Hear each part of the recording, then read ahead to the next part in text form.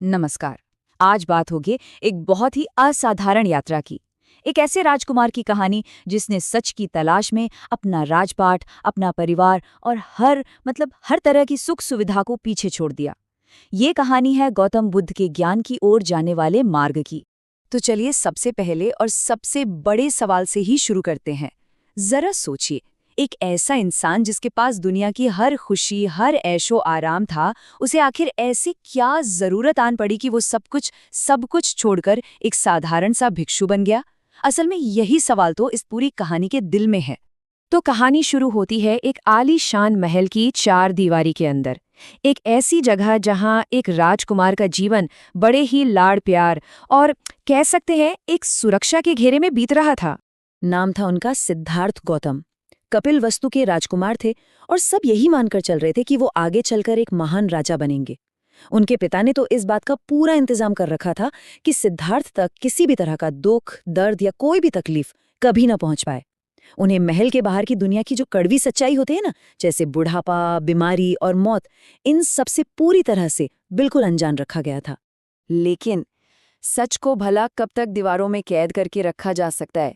एक दिन वो आया जिसने राजकुमार सिद्धार्थ की पूरी दुनिया को हमेशा हमेशा के लिए बदल कर रख दिया। हुआ ये कि जब वो महल से बाहर निकले तो उन्होंने चार ऐसे नज़ारे देखे जिनसे उनका आज तक कभी वास्ता ही नहीं पड़ा था। सबसे पहले उनकी नज़र पड़ी एक बूढ़े, कमर से झुके हुए इंसान पर। फिर उन्होंने देखा एक ऐसे शख्स को जो बीमारी से दर्द में तड़प रहा था, और उसके बाद एक मृत शरीर जिसे लोग अंतिम यात्रा पर ले जा रहे थे। इन सब ने उन्हें अंदर तक हिलाकर रख दिया होगा। लेकिन फिर आखिर में उन्होंने एक शांत, बिल्कुल स्थिर तपस्वी को देखा। एक ऐसा इंसान जिसे देखकर लग रहा था कि उसने इन सारे दुखों के बीच भी शांति का कोई रास्ता ढूंढ लिया है। इन नज़ारों का उन पर इतना गहरा असर पड़ा कि वो सोचने पर मजबूर हो गए।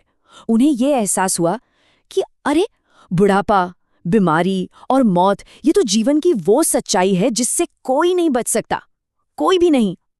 और बस उनके मन में अब एक ही सवाल घूम रहा था, क्या इस दुख से, इस पीड़ा से बाहर निकलने का कोई रास्ता है? कोई तो रास्ता होना चाहिए। और बस इसी एक सवाल का जवाब ढूंढने के लिए उन्होंने एक ऐसा फैसला लिया जिसने आने वाले वक्त का इतिहास ही बदल दिया। उन्होंने ठान लिया कि वो अपने इस आरामदायक, ऐशो आराम वाले जीवन को त्याग देंगे। और देखिए, दिलचस्प बात यह है कि ज्ञान की इस खोज में सिद्धार्थ ने दो बिल्कुल अलग-अलग, एकदम एक्सट्रीम जिंदगियां जी। एक तरफ तो था महल का बेहिसाब भोगविलास, और दूसरी तरफ उन्होंने तपस्वियों की तरह खुद को घोर कष्ट देने वाला जीवन अपनाया। मतलब अपने शरीर को बहुत तकलीफें दी। लेकिन उन्हें जल्द ही ये समझ आ गया कि न तो हद से ज्यादा सुख और ना ही हद से ज्यादा दुख, इन दोनों में से कोई भी रास्ता उन्हें सच तक नहीं पहुंचा रहा था। और यहीं पर उन्हें अपनी सबसे बड़ी और कह सकते हैं कि एक क्रांतिकारी सीख मिली, मध्यम मार्ग की। देखिए, उस जमाने में ज्यादातर लोग यही मानते थे कि मोक्ष या तो दुनिया के सारे सुख भोगने में है या फिर शरीर को घोर तकलीफें देने में। लेकिन बुद्ध ने महसूस किया कि असली रास्ता इन दोनों एक्सट्रीम्स के बीच में कहीं है। ये संतुलन का रास्ता है, बैलेंस का, जहां ना तो शरीर को जरूरत से ज्यादा आराम दिया जाता है और ना ही उसे फालतू के कष्ट। और यही वो रास्ता है जो मन को शांत और साफ करके ज्ञान की तरफ ले जाता है।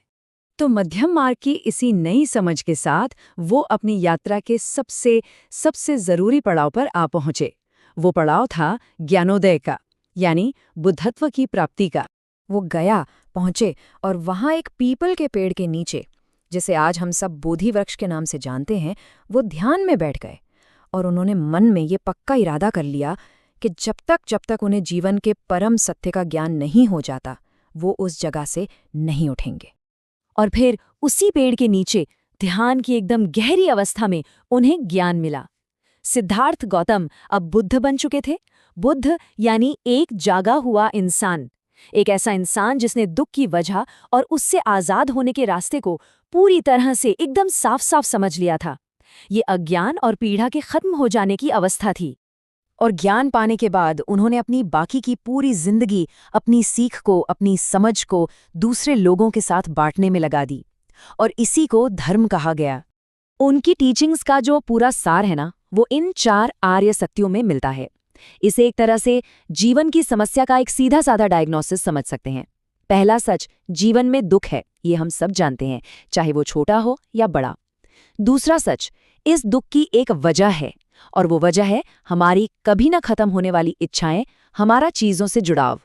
तीसरा सच, और ये सबसे अच्छी बात है, कि इस दुख को खत्म किया जा सकता है, इसका अंत मुमकिन है। और चौथा सच, इस दुख को खत्म करने का एक प्रैक्टिकल रास्ता भी मौजूद है। और वो रास्ता क्या है? वो है अष्टांगिक मार्ग। ये समझिए कि जीवन जीने का एक प्रैक्टिकल रोड मैप है, जिसमें 8 बातें हैं, जैसे कि सम्यक दृष्टि, मतलब चीज़ों को ठीक वैसे ही देखना और समझना जैसी वो असल में है, बिना किसी गलतफहमी के। या फिर सम्यक कर्म, यानी ऐसे काम करना जिनसे ना खुद को कोई नुकसान हो और ना ही किसी और को।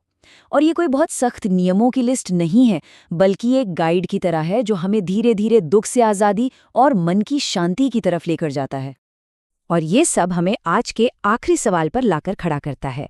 सोचिए, 2500 साल गुजर चुके हैं। आज की इस तनाव, चिंता और भागदौड़ भरी दुनिया में क्या एक राजकुमार की ये आत्मखोज और संतुलन पाने की कहानी हमें कुछ सिखा सकती है? बुद्ध की ये जो शिक्षाएं हैं, ये आज हमारी जिंदगी के लिए क्या मायने रखती हैं? ये एक सोचने वाली बात है ना?